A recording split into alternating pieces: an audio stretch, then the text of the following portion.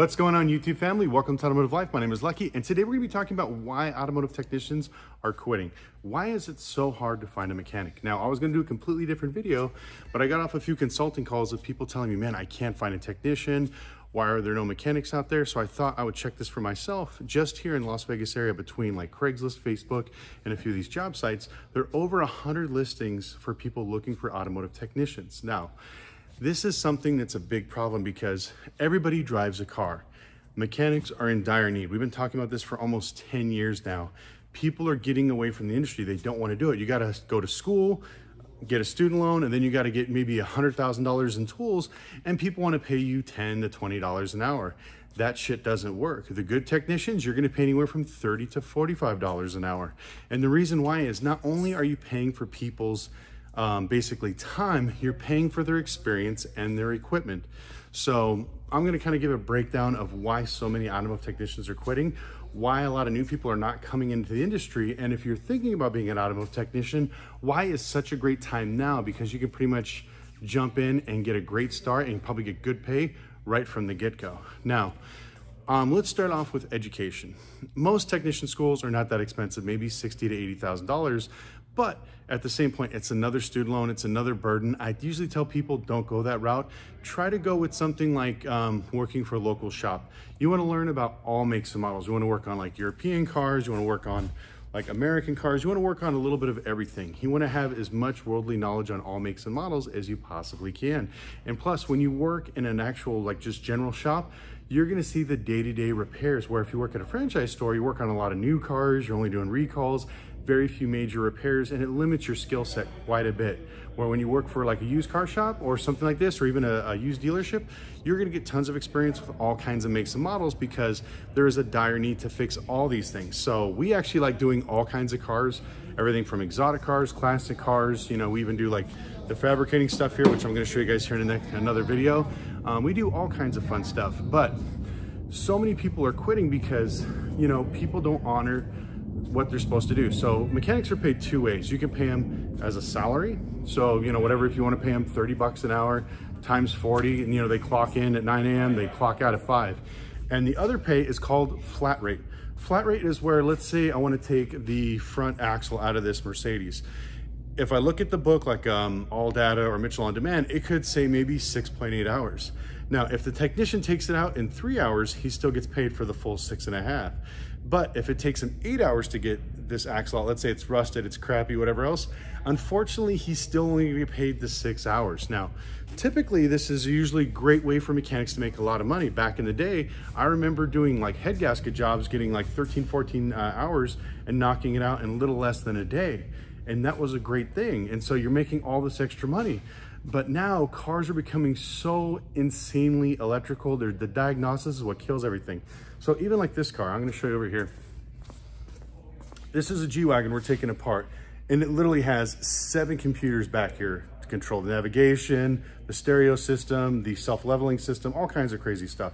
But just imagine if you have a short and you have literally 3 pounds of spaghetti to double check and go through. How do you know which one's wrong, which one's bad? And most times they only pay you maybe a half hour or an hour for diag.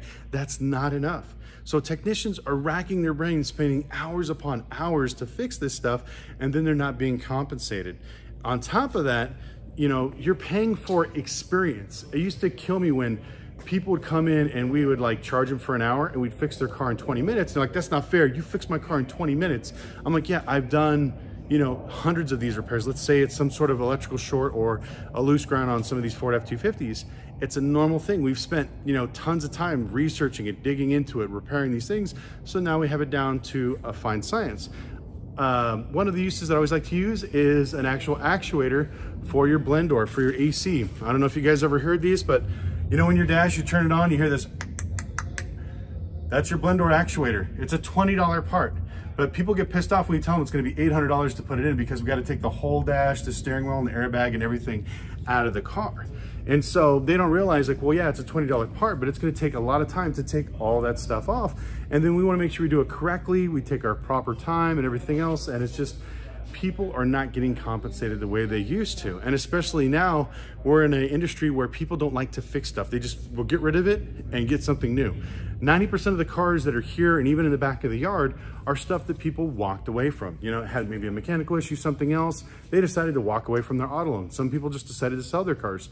And this is the way that people are thinking now. So now technicians are faced with the fact, well, do I work at a franchise store and work on new cars and maybe squeak by with ours? Do I work at a used store and basically get run ragged, but then you're not gonna get compensated for diag time?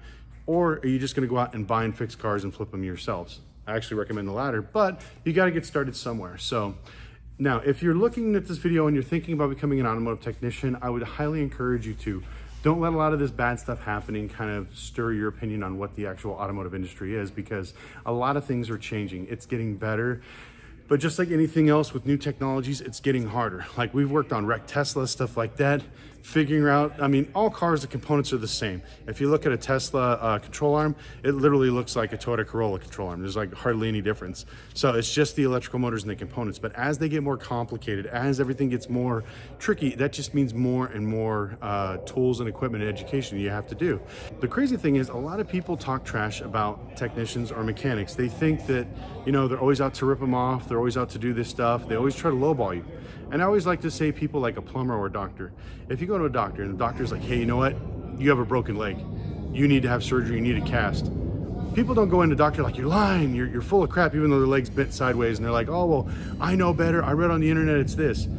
The automotive industry with auto repair is probably one of the biggest things where we'll tell people what's wrong. I've had literally customers come in, my car's overheating and needs a new radiator. It's leaking out of the radiator. I'm like, no, your head gasket's bad. It's building up too much pressure. That's why you need to actually replace that and your head gasket and not the actual radiator. But they make me do it anyways because they read online and they don't want me to rip them off and they know better and their friend's a master mechanic, blah, blah, blah. So I make them always sign a piece of paper. I'm gonna replace this part. If it still overheats, I guarantee you it's the head gasket. I make them sign it, I replace it, and then always like clockwork, you ripped me off, you did something to my car, you broke it. I can't stand that. And that's another reason why a lot of technicians are quitting. We get blamed for a lot of shit, a lot of bullshit, unfortunately. We don't have to break shit to make money. There's so many broken cars on the road and the lines are so long. Like I'm not even open to the public and our shop is always booming. Not only from the cars that I buy, but even some of the guys that I work with, they actually have cars that they go out and buy too and fix up, and they have customers and friends that they're always fixing. So we don't need to break shit to make money. That's the biggest crock of shit that I've ever heard in our industry. So stop accusing him, because like I said, you don't walk in and call the doctor a liar. You don't hire a plumber to look at your toilet when it's overflowing and shit. And you're like, oh my God, you know, just fix it. And you're like, oh, it's gonna cost thousands of dollars, they'll pay it. But when it comes to a mechanic, hey, it's gonna cost you 60 bucks to change a light bulb. Oh my God, 60 bucks to change a light bulb? It's like, yeah, your light bulb's $40. I'm charging you, 20 bucks to put it in. People just blow up and go crazy. Now, one thing that I don't like about the automotive industry is the tools. Now, I just have a cheap Husky toolbox here. I kind of gave out the way. I used to have the Snap-on and the Crownwell and all these other boxes. I used to have the Maximizer. I've never seen a box was literally almost the length of this wall, probably about 3 times as high. I sold it. Buy a cheap box, don't buy anything expensive. I do have some expensive tools in there, but a lot of the stuff I got now is just, like I get Cornwell, I get a lot of stuff from them, Mac, Snap-on, a few like ratchets and stuff like that, but most of my sockets, believe it or not, are Icon. Nothing crazy, nothing too expensive. Don't buy the hype and buy all these crazy expensive tools.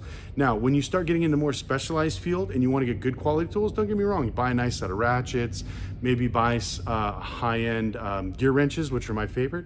I don't mind paying extra for those, but like for just regular sockets, impact stuff, don't spend $600 for a set just because of the name brand, because I hate to say it, and I know a lot of people are gonna disagree with this, a lot of this shit comes from the same factory from China.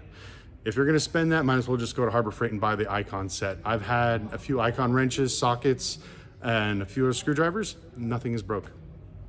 Where like I make a joke, my $600 toolkit, screwdriver kit from Snap-on, the tips break all the time.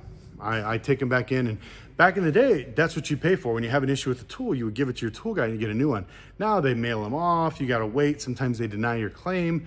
I've actually lost a lot of gear ratchets because of them, because my last Snap-on gear ratchet, the teeth kind of stripped, and when I sent it in, they said that I used something to like pry on it. And I'm like, it's like one of the little short stubby ones. I'm like, what can I stick on there? There's nothing to grab onto. I was like, I just used my hand. And like, oh, it's stripped out. You didn't use it for what it's intended for, so we're not going to repair it. So I ended up buying one from Harbor Freight that's an Icon, and it's working great. And so don't believe the hype. I mean, even though we work on like, you know, crazy SUVs, and I have a few wrecked exotic cars outside, you know, if I'm okay with using cheap Harbor Freight tools when it comes to, I don't want to say cheap, the higher end brine, which is Icon. If I'm okay with using Icon, which is a good quality for, you know, an inexpensive price, you should too. Don't believe the hype, don't buy the name brand, because you're gonna go broke buying tools that you may not even need. I'd rather see you guys go out and spend 500 bucks and buy everything from Harbor Freight, and then as you become an experienced technician and you make some extra money, then go out and buy all the nice shiny stuff. If you wanna buy a crazy toolbox, buy it used. Don't ever buy it new, because you're gonna get raped when you get to the Snap-on guy. He's gonna roll you in there and put you on payments for 100 bucks a week for eternity, and then now you're gonna own a toolbox that's cost more expensive than your car. And if you think I'm joking, I won't make fun of my guys here, but some of these guys have been making payments to these guys higher than their mortgages or their rent. So, you know, don't believe the hype, don't buy all these tools. Just start off with a good general set. Get into an automotive shop like this and learn how to work on all kinds of things. I love like the welding and fabricating, which I'm going to show more on this channel. That's what these builds are about, which, like I said, we're actually going to be building the studio. If you see above me, we're going to put some lights and everything else, but I have some really cool things, because not only do I want to talk about the automotive industry and what's going on with cars, I also want to show people the other aspect, and where we're actually turning wrenches, building this stuff, fixing things, how to actually run a shop, how to organize your shop, how to make money doing this stuff that's more relatable. Don't get me wrong, I know that everybody wants to know about the car prices and everything else like that, but they also need to know about stuff like this, because if you're looking at, let's say, buying a car for a project and you're not mechanically inclined and you're thinking about taking it to your local shop, just remember that rates are going up. You may have to pay twice of what you originally thought during the pandemic, and that's even if they can squeeze you in. Some of the automotive repair shops here are booked up for months at a time. I remember my friend down here, he's Mercedes only. He works on like newer and older Mercedes. You cannot get in there. He is constantly booked. He has a yard about the size of mine, maybe about an acre, full of cars. Customers just dropped them off. They're just waiting, because that's how much of a demand there is for repair. Because remember, when the economy tanks, auto repair booms, because people don't have the money to buy new cars. They got to basically fix up their old cars and keep that money moving. And so this will be a great opportunity for you guys to actually get into the industry and make some money, because you're going to hit this boom right at the perfect time when you're coming out. And plus, if you get into a lot of shops and you just clean the shop and you work on cars and you just kind of get your feet wet, you're going to see real quickly on how fast you learn for everything and how much money you can make. And there's nothing better than paid training. You can go to school and you have to pay for that training. You won't make anything in the meantime. But I think trial by fire is the best, because like I said, every day you're going to have hands to put on something like a Honda. We have, what is that over there? I think that's oh, that's a Mazda. Crap, don't ever mess with those. And then like a truck, Chevy truck Avalanche. So we work on everything, and that's what you want to do. So this way you get a broad knowledge of what to fix. But like I said, I just wanted to put out this video because I've been getting nonstop calls of people complaining about they can't find technicians, shops are booked up, and why aren't there any technicians? Because a lot of people are quitting. So if you are thinking about getting in the industry, definitely do it. If you're looking at opening up a dealership or a rental car company and you need automotive technicians for your business, just to give you a heads up, it's going to be very, very expensive. Unless you're paying 25 to 35 to maybe even 40 bucks an hour, you're not going to get anybody decent. You're going to get a bunch of tweakers that are just going to chop up your cars, everything else. So it's better off to just pay the money, get somebody good, and get them knocking out your cars with less headache and less fuss. But anyways, I want to thank you guys so much for watching. If you have any questions or concerns, please put in the comment section below. I do consulting calls as well. Links in the description if you want to ask me some questions about maybe starting a shop, opening up a body shop, a car dealership, or the rental car industry.